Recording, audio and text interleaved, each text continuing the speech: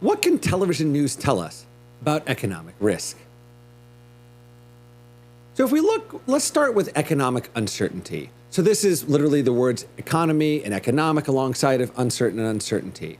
So this is a classic measure that gets used a lot to kind of assess what is sort of the general media discussion about sort of the concern about the macroeconomic environment. So if we look here, if we look at business television news, so Bloomberg, CNBC, and Fox Business from 2014 to present, we can see kind of lockstep here, and we can see Bloomberg rising. We can see kind of this deviation here.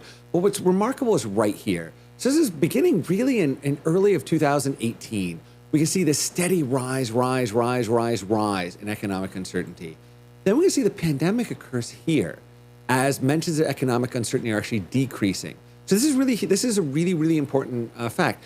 We talk oftentimes about the pandemic bringing about economic uncertainty, but actually the pandemic occurred at the point of sort of maximum economic uncertainty of the past decade. So the pandemic really, it didn't bring it on. It basically occurred at that point, which in turn had a lot of knock-on effects. And then we can see it kind of decreases here, and then we can see it starting to steadily rise over time across all three channels. What about inflation? So if we look at inflation over the past decade, not a lot of discussion. We see it takes off on May of 2021 on Fox. It's not until November that CNN and MSNBC pick it up. And a lot of that has to do with the different sort of viewership and how inflation affected certain parts of America a lot earlier than other parts of America. But what's interesting here is we can see really October of this year it peaked. It's been falling ever since. So inflation's falling across the board, across all three channels. What about shortages? So again, not a lot of discussion. We can see right at the beginning of the pandemic, obviously mask shortages, toilet paper shortages of sort of everything. But you see that didn't last very long. It sort of peaked, immediately went away. But then about May of 2021 through present, we can kind of see this period of elevatedness, although we can see shortages are falling rapidly.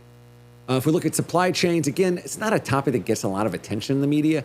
A brief burst right at the beginning of the pandemic, dying off. Then we see this huge surge in October of 2021, and then rapidly decreasing and falling ever since.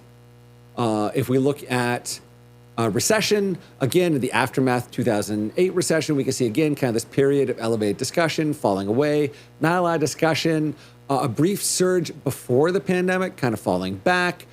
Not a lot of discussion during the pandemic. We weren't really talking about a recession. Then we see sort of this rise up this year, and then a peak in July of 2022, falling away. So again, talking less and less about that. So if we look across the board, COVID, the pandemic didn't increase economic uncertainty. It didn't cause the surge of economic uncertainty. It happened at the moment of peak uncertainty.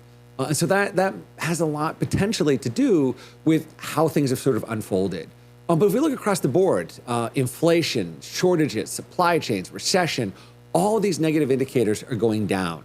Now, does that mean that the economy is poised to do well? It's getting its footing back? That's unclear, but certainly according to the media, it is on its way back up.